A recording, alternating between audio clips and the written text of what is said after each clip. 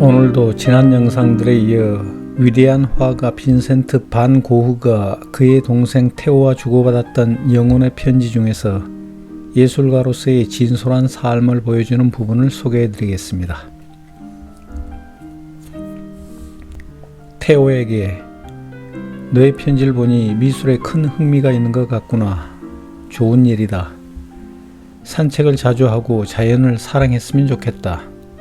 그것이 예술을 진정으로 이해할 수 있는 길이다. 화가는 자연을 이해하고 사랑하여 평범한 사람들이 자연을 더 잘 볼 수 있도록 가르쳐주는 사람이다.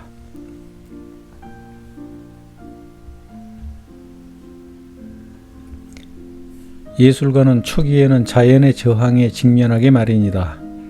그러나 그가 자연을 정말 진지하게 생각한다면 그런 대립으로 기가 꺾이기는커녕 자연을 자기 안으로 끌어들여야 할 것이다. 사실 자연과 정직한 대생 화가는 하나다. 자연은 손으로 움켜쥘 수 없는 것이지만 우리는 자연을 움켜쥐어야 하며 그것도 두 손으로 힘껏 붙잡아야 한다. 자연과 자주 씨름해온 나의 눈에는 자연이 유연하고 순종적인 것처럼 보인다. 물론 내가 그 정도 수준에 도달했다는 말은 아니다. 단지 지금 그 문제에 대해 나보다 더 많이 생각하고 있는 사람은 없다는 말이다. 요즘은 그림 그리는 일이 점점 쉬워진다. 자연과의 씨름은 셰익스피어가 말괄량이 길들이기, 이 말은 싫든 좋든 대립을 조금씩 완화하는 것을 뜻한다 라고 부르는 것과 비슷하다.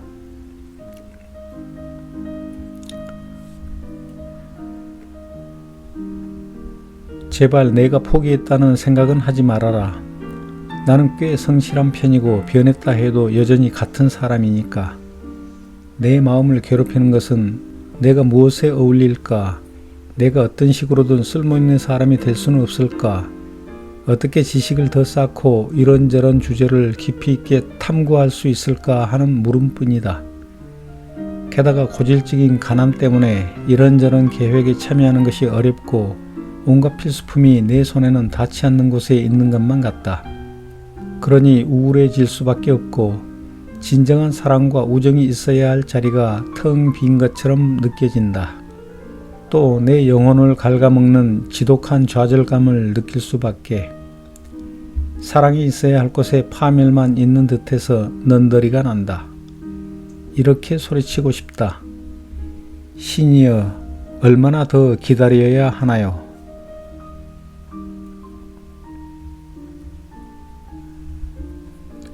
한 달에 100프랑이면 나 혼자 쓰기에는 충분하지만 매일 모델비를 주고 그들과 식사 등을 하려면 부족하거든. 게다가 물감과 종이값도 만만치 않구나. 그림에 대한 고민과 근심만으로도 이미 충분히 힘들구나. 거기다 다른 근심들까지 겹치고 모델비도 줄 수 없게 된다면 미쳐버릴지도 모른다. 너에게 이 모든 비용을 부담하도록 만드는 게 너무 미안하지만 지난 겨울처럼 나쁜 상황은 아니다.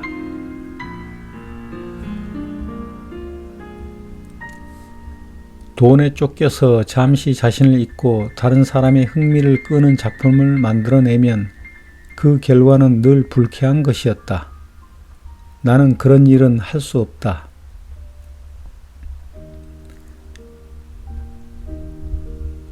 모베는 내가 나는 예술가입니다 라고 말한 것을 못마땅하게 여겼다. 그러나 나는 그 말을 취소할 마음은 없다. 왜냐하면 나에게 그 말은 무엇인가를 온전하게 찾아낼 때까지 늘 노력하는 걸 의미하거든. 그건 난 그것에 대해 모든 걸 알고 있습니다. 이미 그걸 찾아냈지요 라는 이야기와는 정반대되는 말이다.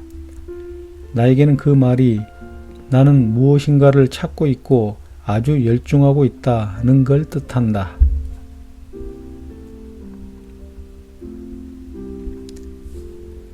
예술은 질투가 심하다.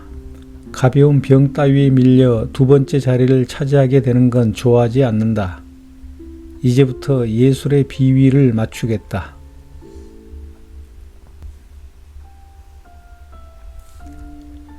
예술은 끈질긴 작업, 다른 모든 것을 무시한 작업, 지속적인 관찰을 필요로 한다. 끈질기다는 표현은 1차적으로 쉼없는 노동을 뜻하지만 다른 사람의 말에 휩쓸려 자신의 견해를 포기하지 않는 것도 포함한다.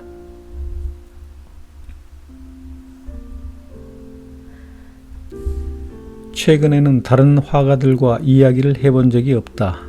그런 것에는 꿈쩍도 안 했다. 귀를 기울여야 할 것은 자연의 말이지 화가의 말이 아니거든.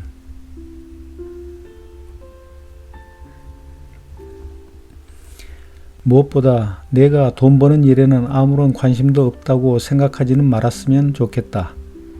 지금처럼 성실하게 노력하는 자세가 그 목적에 가장 빨리 도달하는 지름길이 아니겠니? 참되고 가치 있는 작품을 그리는 게 가장 기본이 되는 거니까. 그렇게 되려면 작품이 팔릴 수 있을 것인가 하는 생각으로 작업할 것이 아니라 작품에 정말 훌륭한 어떤 것이 들어있어야 할 테고, 그러기 위해서는 자연에 대한 정밀한 탐구가 필요할 것이다. 그렇지 않다면 나중에라도 반드시 그 대가를 치를 것이다. 아무래도 나보다는 너희가 결정하는 게 낫겠다.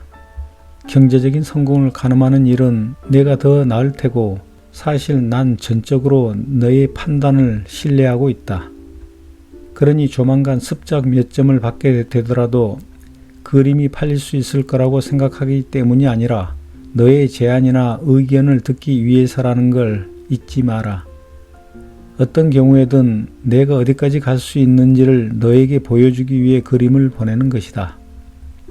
그런데 내 그림이 그리 잘 될 것 같지 않으면 거리낌 없이 충고를 해다오. 망설임 없이 너의 충고를 받아들이겠다. 물론 잘못을 고쳐나가는 일은 그걸 지적하는 것보다 더 많은 시간을 필요로 한다. 그러나 나는 충고를 듣고도 묵살하는 사람은 아니다.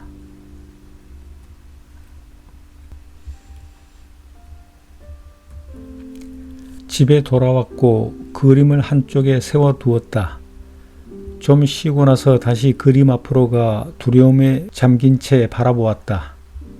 여전히 흡족해 할 수 없었다. 기억 속에는 낮에 본 장관이 생생하게 남아있어서 도저히 그 그림에 만족할 수 없었다. 그러나 내 마음을 사로잡았던 장면의 흔적은 남아있었다. 그 풍경이 나에게 말을 걸었고 그것을 빠른 속도로 받아 적었다. 내가 그렇게 받아 적은 것은 판독할 수 없는 단어와 실수, 결함을 담고 있을지 모른다. 그러나 거기에는 여전히 숲이나 너도 밤나무, 여러 인물들이 나에게 들려준 것의 일부가 남아있다. 그것은 누가 가르쳐준 방법이나 체계 안에서 습득한 인습적인 언어가 아니라 자연 그 자체에서 나온 언어다.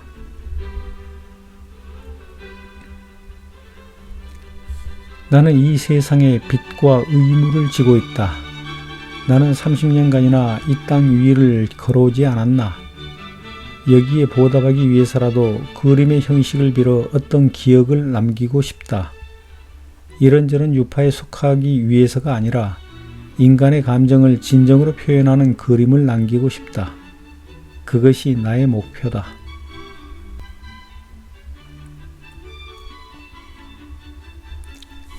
친애하는 친구 안톤 반 라파르트에게 예술이 사람의 손으로 만들어졌다는 말은 사실이지만 단지 손에 의해서만 이루어졌다고 할 수는 없네.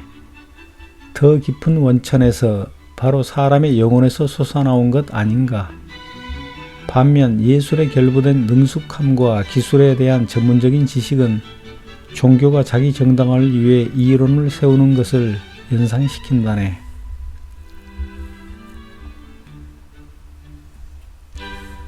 도시에 사는 화가가 농부를 아무리 멋지게 그려도 그 인물은 농부라기보다 파리 근교에 사는 사람을 떠올리게 할 뿐, 그건 화가들이 농부의 생활 속으로 뛰어드는 데 실패했기 때문이 아닐까.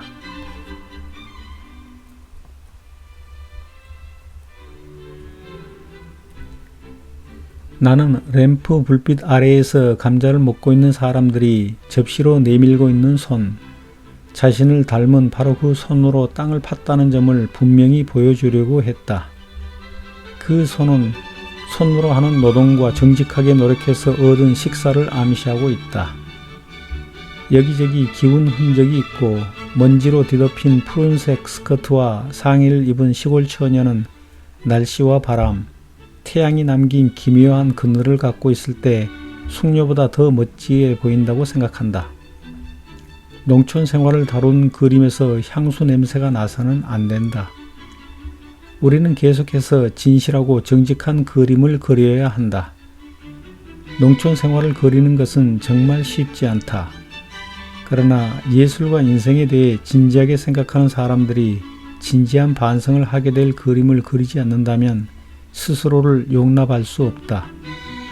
농부를 그리려면 자신이 농부인 것처럼 그려야 한다. 농부가 느끼고 생각하는 것을 똑같이 느끼고 생각하며 그려야 할 것이다. 실제로 자신이 누구인가는 잊어야 한다.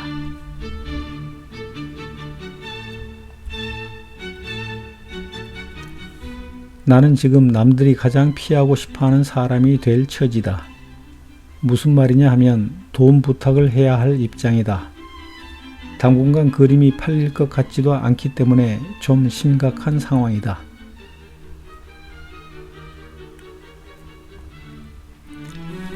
그림을 그리는데 꼭 필요한 비용은 생활비와 비교하면 엄청난 액수이다. 농촌에서 살면서 농부처럼 생활하지 않는다면 견디기 힘들었을 것이다. 개인적인 안락을 위해서는 아무것도 남겨두지 않았기 때문이다. 나는 농부가 원하는 것보다 많은 것을 요구하고 싶지 않다. 단지 물감과 모델이 필요할 뿐이다.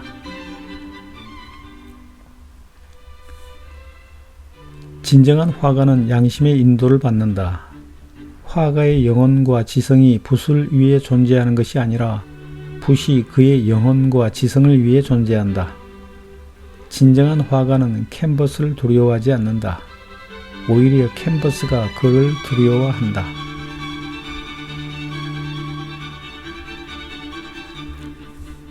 상상하기 어려울지 모르지만 내가 돈을 받을 때 간절하게 바라는 것은 무엇을 먹는 것이 아니라 그림을 그리는 것이다. 비록 그동안 밥을 못 먹고 있었지만 아니 어쩌면 그렇기 때문에 더욱더 그림을 원하는 것이다. 그래서 돈이 손에 들어오는 즉시 모델을 구하러 나가서는 돈이 떨어질 때까지 계속 작업한다. 계속 그림을 그리려면 이곳 사람들과 함께 아침 식사와 저녁에 찻집에서 약간의 빵과 함께 마시는 커피 한 잔은 꼭 필요하다.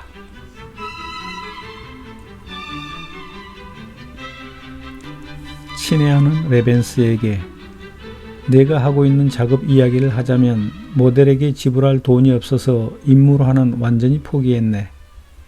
그 대신 유화로 채색하는 연습을 위해 빨간 양귀비꽃, 파란 수레국화와 물망초, 하얀 장미와 분홍 장미, 노란 국화 등 꽃그림을 그리고 있네.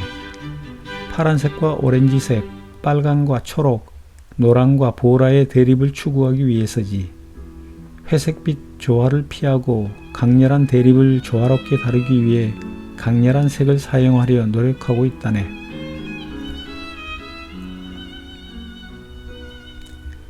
여동생 윌에게 테오가 없었다면 그림을 제대로 그릴 수 없었을 것이다. 친구 같은 테오가 있었기에 내 그림의 수준이 높아지고 모든 게 제자리를 찾을 수 있었다. 예술가가 되려는 생각은 나쁘지 않다.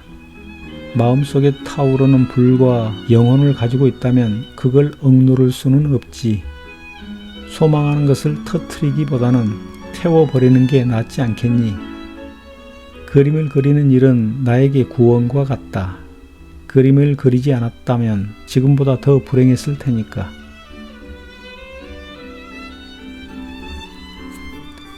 화가들이 연합해서 자기 그림을 공동체 소유로 하고 그림 판 돈을 나누어 가지는 것보다 더 이상적인 방법을 찾을 수 없을 것 같다.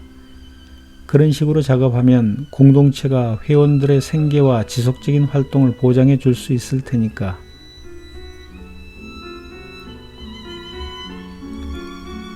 지금까지는 내가 돈을 쓰는 것에 대해 너에게 불평한 적이 없었지. 그러나 미리 말해 두겠는데 지금 같은 속도로 작업을 계속해 나간다면 수입과 지출의 균형을 맞추기 힘들 것 같다. 지나치게 많은 양의 작업을 하고 있거든. 너무 힘들다고 생각되면 언제라도 말을 해라. 즉시 유화를 그만두고 경비가 덜 드는 대생을 하마. 별다른 이유 없이 너를 궁지에 몰아넣어서는 안 될 테니까.